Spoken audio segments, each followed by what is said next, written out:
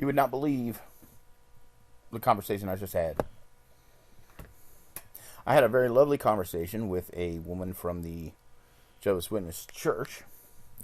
And then, because I told her about the Big Dipper and the Isaiah 66 and the Coming King. And after we got off the phone, I started thinking and receiving that maybe she would, having believed what I said, discuss with her husband, because she mentioned she had a husband, and he might pull the whole women aren't supposed to speak in church.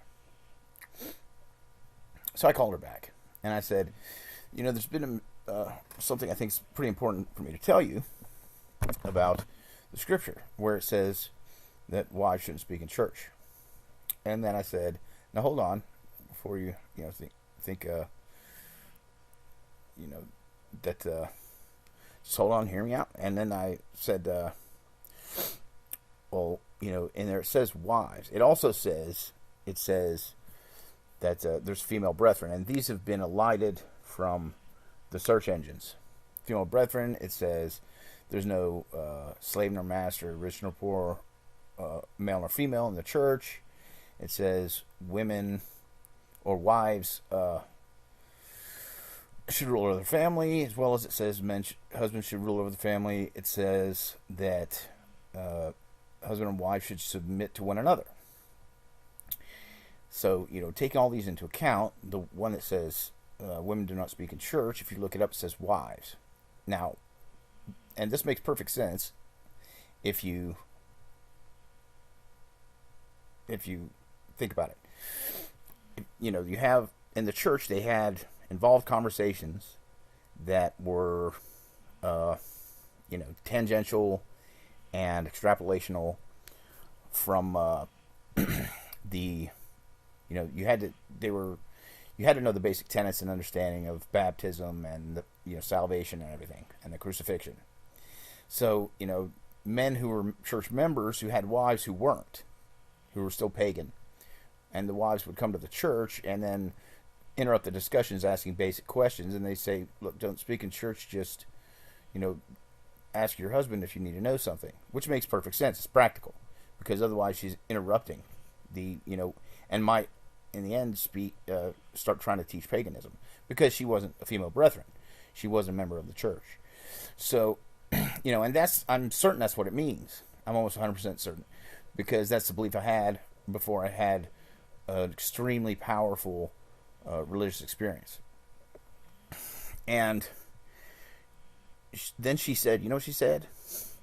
She said, so, oh wait, no. I said one more thing first. I said, yeah, and all, and a bunch of, nowadays, what they do is they go with the interpretation that, women in general aren't supposed to speak in church, but then they let them speak anyway, which makes the women feel like they owe something because they're going against scripture for them. And then the women feel guilty. And that way they feel like, they can control them through making them feel like they owe them something. And then, what she said to me? She said, so, what are you saying? You're saying that women don't have a place worshiping God? I said, what? How could you possibly get that out of what I said? And I had to explain the whole thing again. I had to speak the entirety of it over. Because that's what how could you possibly, and I said, you must not have been listening at all. You're probably involved in mental conversations with my ex, or just got triggered when I mentioned the scripture to think chauvinism, and got involved in internal monologue and didn't listen. And then I explained to her the entirety again, and she apologized. But I mean, that's how women are to me. That's general. That sums it up. That sums up how women treat me. I'd be talking things that are completely, not showing us at all, completely in support of equality, and they interpret it somehow as me thinking women should be subservient. It's like, I mean, what are they doing? It makes me almost think that maybe I was wrong. Maybe they shouldn't. Maybe I'm wrong. Maybe they shouldn't speak in church. But I read the scriptures again, and I am, I'm still certain that I'm not going to let the indoctrination and the way that they are, conditioning people change my mind. I'm going to base it off scripture because I mentioned before, actually, before she said that, when I was explaining the basic thing, I was like, and when I was talking about the other parts of the Bible that contradict the meaning that's usually inferred, I said, and also, Paul even, would send people to Priscilla for further instruction, and if Priscilla's, giving further instruction, obviously she's teaching, so her not speaking in church doesn't make sense. She was female brethren. She was very high regarded female brethren.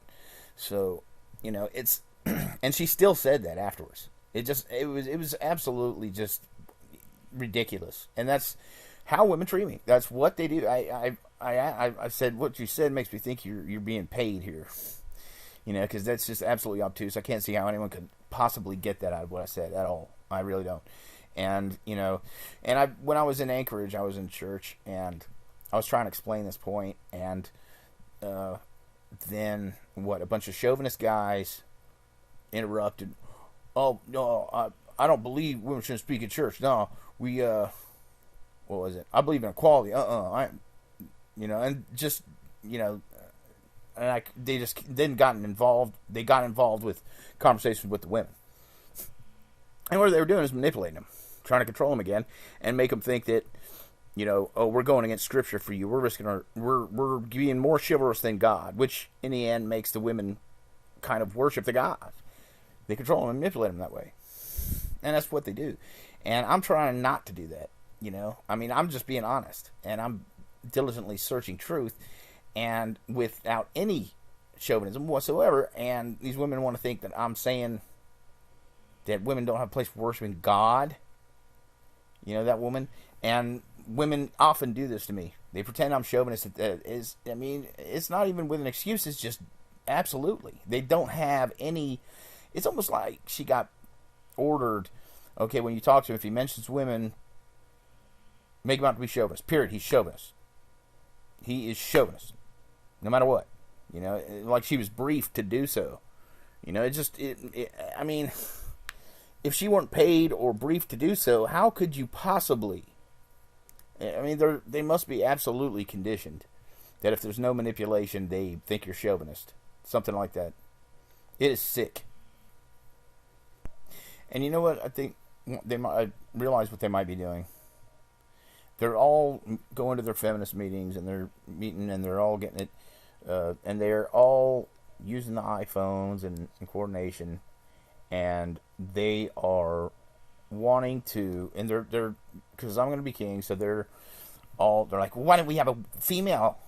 Well, because look at you, none of you are honest. Look at what you're doing.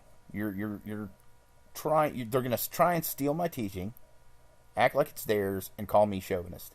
Is what I'm thinking they're going to do. And you can go on about and say, well, God should have chose a woman. Well, if you were honest, He would have. Look at Audrey. I offered her queenship 100%, and she would be my equal, except for one thing, where on the over any final decisions would have to be mine because I was chosen by Christ and raptured. But why in the world? She utterly rejected me with over 2,000 letters. Wouldn't even write to me. Pretended that I was lying, trying to manipulate her writing poetry books. I could manipulate easily. I proved that back in 1998. I was sitting with a table full of women, and I just told them a bunch of lies that sounded true, and they were all enthusiastic. Yeah, that's right. And they were. It was like they were about to start a movement. It really was. And afterwards I said, I just made all that up. And they're like, no, you didn't. I was like, yeah, I did. And she was like, no, because this. And I had to. They argued for everything I said when I lied to them about, and only stopped when I disproved every single point. They argued every step of the way for the lies.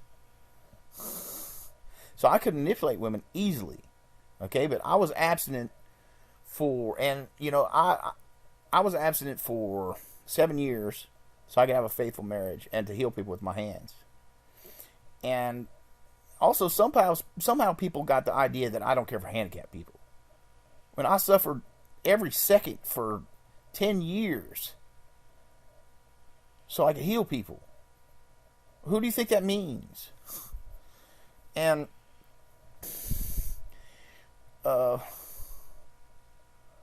and I could have manipulated women, got laid, and not had to deal with any of these accusations. Easily. I could have got laid constantly with manipulation. But, when for 2 years, I was looking to get laid without, any chase concerns. I only got laid once every 4 months because I didn't lie. I just I just had conversations, was, thinking, I was on the lookout to, hey, I'd like to get laid. But I didn't treat the women any differently. I didn't sit there and try and polish it or, weasel my way into their pants. I just like to hang out and see how it went. And, and then I went abstinent because I didn't want to commit adultery. I did once, and I didn't want to do it ever again. Just because it's way, way past my principle. It's off my principles. It's across my principles. Like, totally. And because I revere marriage. I think marriage is sacred. You should be faithful. And if you respect someone else's marriage, you will respect your own. And, but, I didn't have to be having all these constant voices in my head calling me a faggot all day and people, rejecting me and keeping me broke. I could have went out there and manipulated women and got laid constantly. But I didn't. Because I respect women.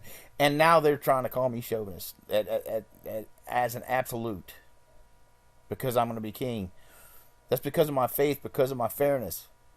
If any of you had been, maybe he would have chosen one. He chose Joan of Arc because of those things. But look at you. Look what you have done. Look what you are doing to me.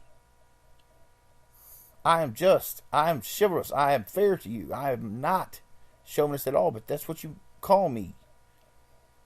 That's not only what you call me, that's what you insist that I become. But I'm not going to let you do it.